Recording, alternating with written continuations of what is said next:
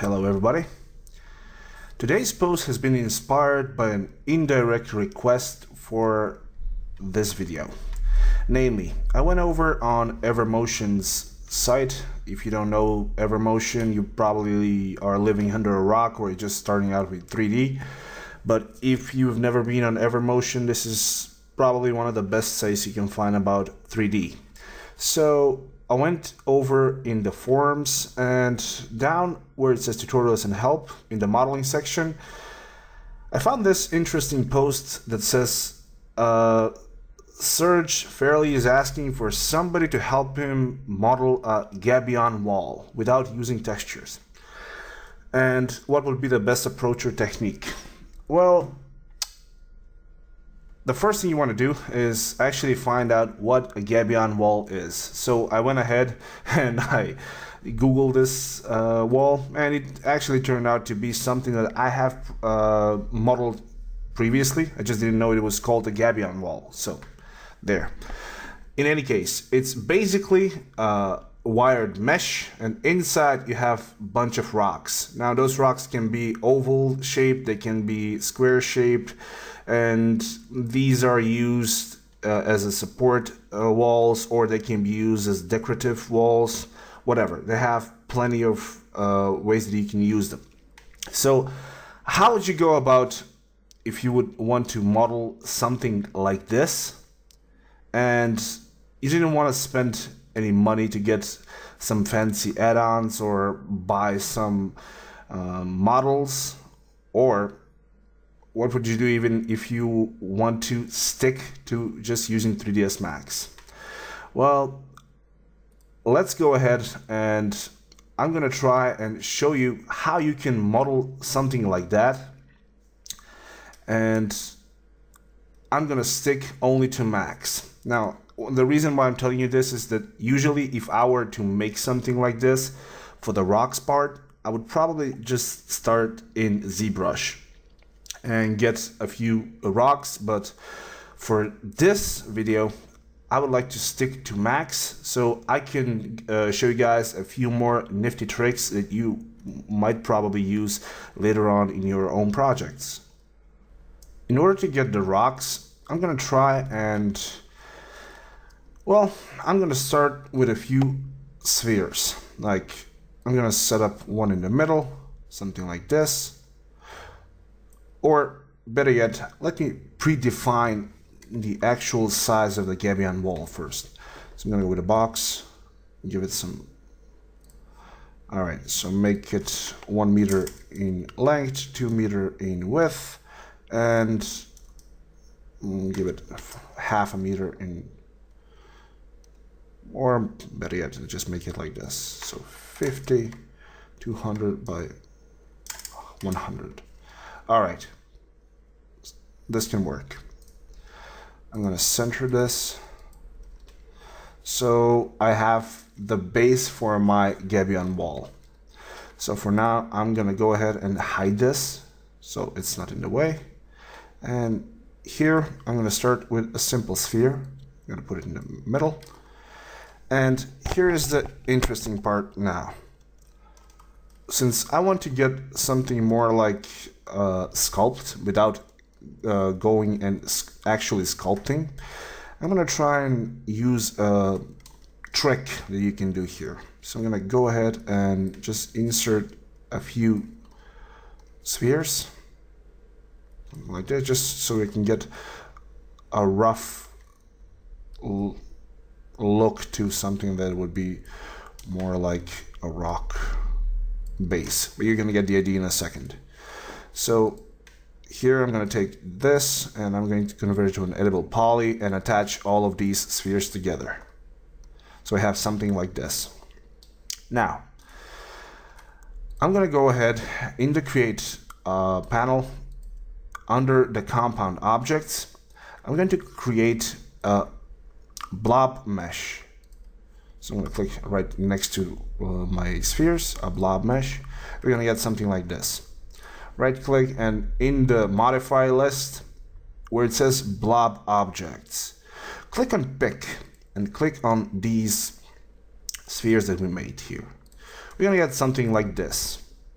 Now, since this is way too big, I'm going to change the size until it gets something like around something like this.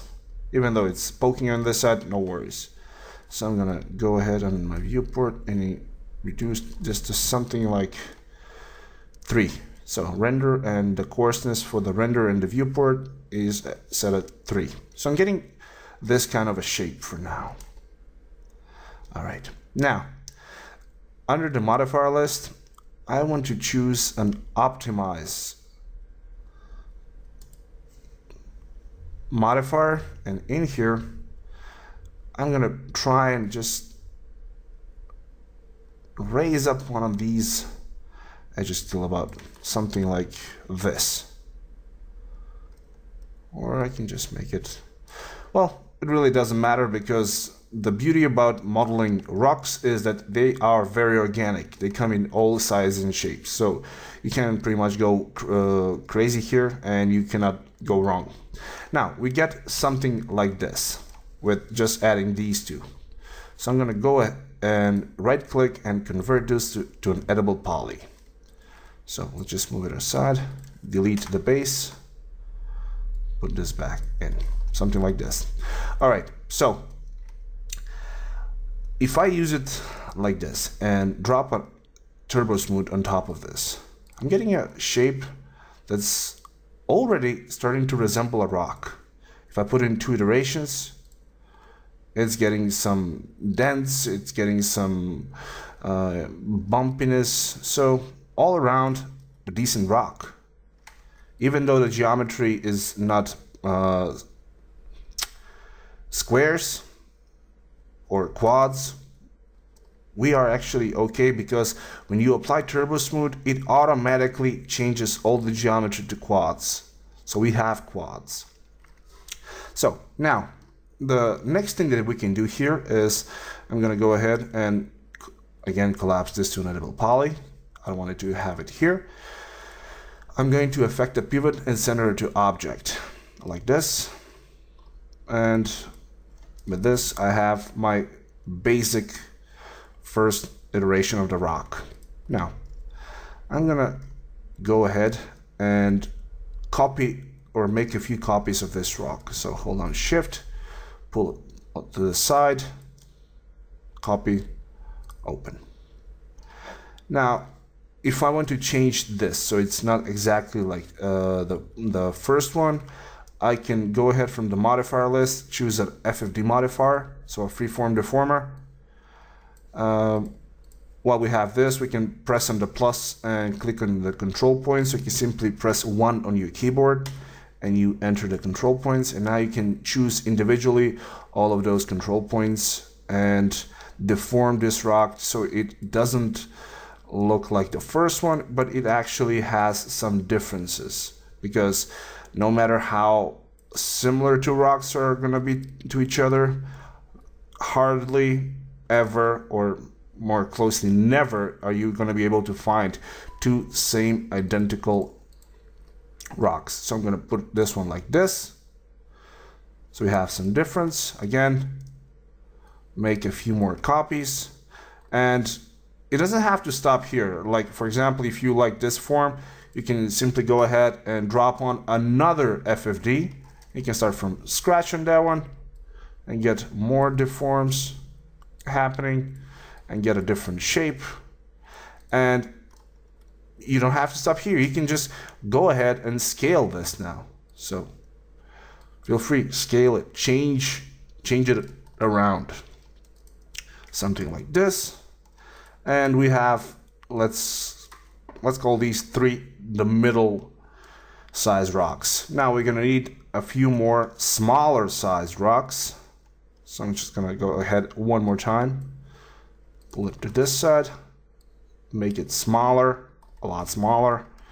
With the FFD, again, change it around so it doesn't look like the previous one. Let's deform it up a bit. Okay, this should work. And I'm gonna go ahead and make 2 more copies of this one, or the small one, or actually 3 more copies. Put one over here. Again, just rotate this around a bit so it's not like the previous ones. FFD1. Let's make it smaller. All around scale, so without the FFD, just scale it downwards a bit. And we get something looking something like this. Now, before I do anything else, I want to make sure that I can use a texture on these rocks. Seeing as how I started these rocks from scratch, or started them from a blob mesh, I'm pretty sure they don't have a UV unwrapped. So I'm going to try and add a texture to it. So to all of these, I'm simply going to apply a single V-Ray material, or you can add a normal material, whatever you're using. And what I'm going to do is over here, I'm going to go ahead and on Google just type in rock seamless texture. So you can find a bunch of different textures for rocks here. You can use a plethora of multiple textures, which can help you get some more diversity into your scenes. For mine though, I've chosen, I think it's the first one. I've downloaded this. I think it's this one. Yeah, I'm pretty sure it's this one. So I'm going to use this texture for my work here. So you can download any of these. Just make sure they're tileable. In case they're not, I've showed you in the previous videos how you can make it tileable. So feel free, go back on the site, check out that video if you don't know how to do it. But it's pretty easy. So, oops, wrong one. All right. Let's see. Now I'm going to pull the seamless into the diffuse and click on show shaded material in viewport. Right away I can see that I don't have any UVs, so my rocks are basically getting the base diffuse of the texture without getting the actual texture showing through. That's an easy fix. I'm going to go over here in the modifier list and just choose a UVW map. Put a UVW map, make it a spherical one. And again, since this is a rock, even though you have some squishing on the poles, it's really not going to be that visible. So we can get away with this here. So again, I'm going to go do the same thing here, UVW map, spherical, UVW map, spherical. Again, another one. And do the same thing to all of them. So whoops, that's symmetry, but UV, spherical, UV map, spherical. So now, since I have not symmetry, since I have all of these done, I basically have some rocks that I can use in my wall. Now, let's see how we can use these rocks and how would we actually put them inside the wall that we made. So I'm going to go unhide all, just raise it up a bit more, put it on the side here, something like this. And put it just from the top, I want to see it, so it's about here. All right, now here's the interesting part. I'm going to select my box over here. I'm going to Control V. That is going to help me clone it. So I want to have a clone of this. I'm going to click copy. I don't want it to be an instance. I just want it to be a copy. And right click and hide the selection. So I basically made a box that has the same exact size as the one I'm using here, and I hid it. So the reason for this is because I want to get this box to act as a container in which I can gather up all of these rocks. So I deleted the top portion or the top polygon, and I'm just going to add a single shell modifier with a 1 centimeter outer amount. And I'm going to go ahead and get this to an editable poly. All right, so now we pretty much have our set up so we can start with the simulation. Now, if I were to go ahead and do this by hand and move all of these rocks inside by hand, it is probably going to take me a while to do it. But the good people at Autodesk have added a few more options in 3ds Max that can help us get this done faster. The way to do it is right-click on anywhere on the empty space and choose MassFX toolbar. So once you click here, you're gonna get this little floating window. It's full of options. Now, I'm going to select my original box or the container one. And over here, I'm gonna click and hold my mouse. And I'm going to choose Set Selected as Static Rigid Body. As soon as I click it like this, you're gonna notice that we have some lines going through it. And in this case, we have this one line that is covering the top. So basically what this is doing is making a collision object. And we really don't want it to be like this because we want the rocks to be able to fall inside the box. And if we leave it like this, the rocks are simply going to be bouncing off of the box. So what we need to do here is quite simple. On the side, we have this here field where it says shape type, and it's set up by default to convex. I want to change it from a convex to concave. As soon as I set it to concave, now we can see that that middle line is gone. But in order to get a more defined shape, I'm going to change the mesh detail to something like, let's go 99%, and the minimum hull size or 0.1, and improve fitting. Make sure you click this one and click generate. As soon as you click this, now you're going to see that we have these lines that are defining where the collision box is going to be. We no longer have that line going through the middle as we had previously on our mesh.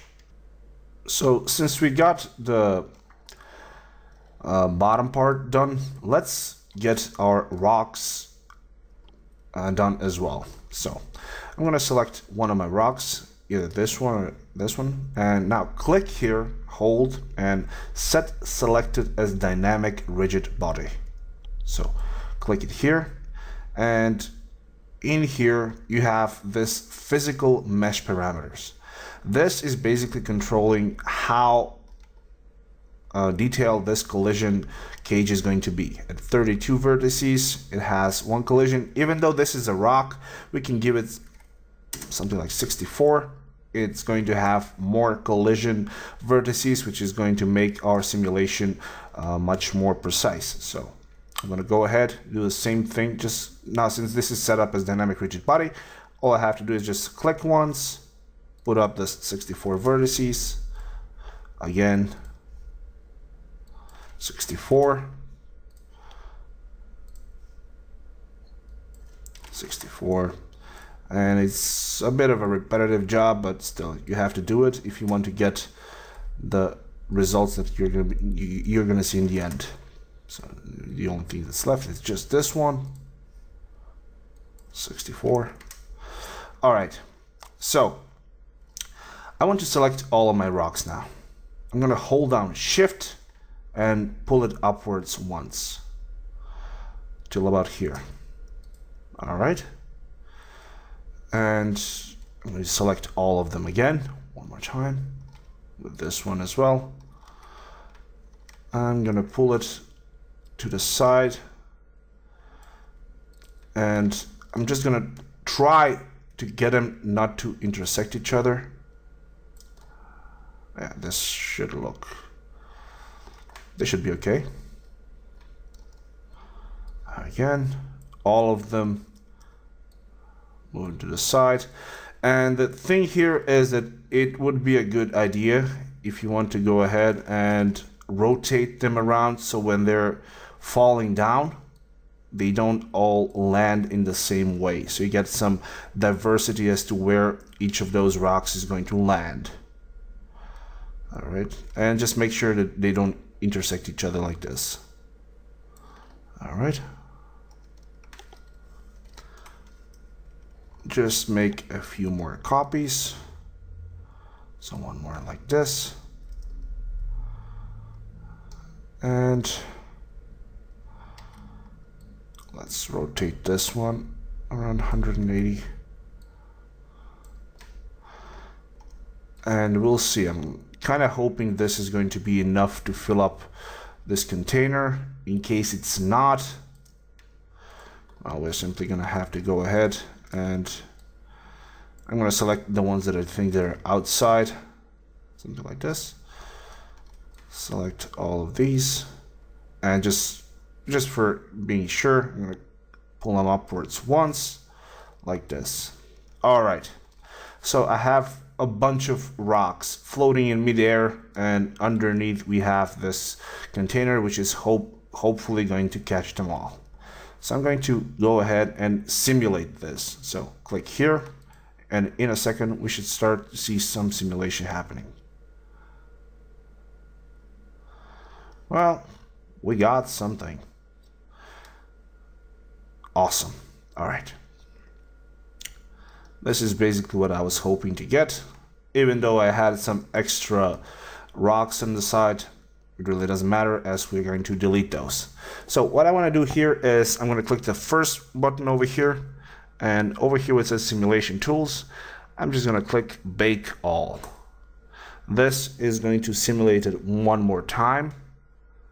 And once it's done, all right, like this, it's going to finish the bake.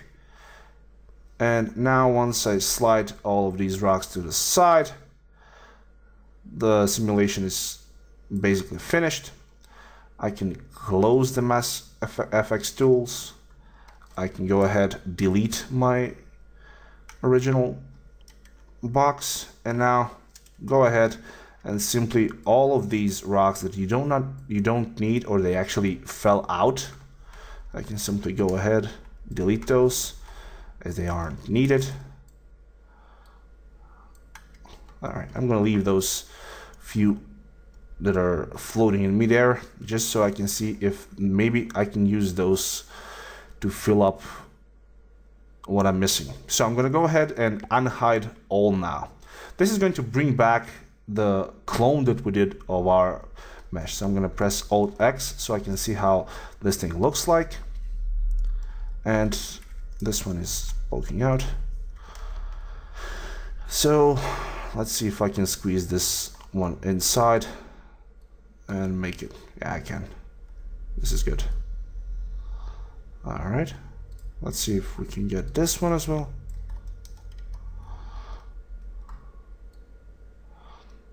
There we go. So a little bit of a manual tweaking. Just scale. Whoops. I don't want to scale this. I'm going to move this downwards just a tiny bit like this. So everything is inside. All right. So now I have all of these rocks inside my box. So now all I have to do is I'm going to convert this into edible poly. Ring all of these edges, do a few connects. So something, let's say, depending on how thick we want our mesh to be, go like 20, cross, connect, put in like, I don't know, 10. This is basically your choice. You can choose how many you want to have or how dense you want this mesh to be. I'm gonna go with something like this. And here's the final step. You just, well, let me just delete this rock here. I'm going to select all of my edges here, create shape from selection, make it a smooth one, as this is going to give us an interesting shape, and just call it a cage. Click OK. And now delete the bottom one, and with this cage that we just made, if we added some geometry to it, we're gonna get something like this. So basically we just got our mesh that it's basically a wire, and inside we have a bunch of rocks that are sitting perfectly within here. Now, if we want to get this to be tighter, we can simply scale it inwards like this, so it sits closer to the rocks. And we want to get it upper lower, but I think this is okay. And with this, I think we should, well, pretty much we can call it done. So, like always, I hope you guys liked this video and you managed to learn something new. So if you would like me to make more, then like, subscribe, comment, share it around, and it can reach more people that way. So take care for now, and I'll see you all in the next video.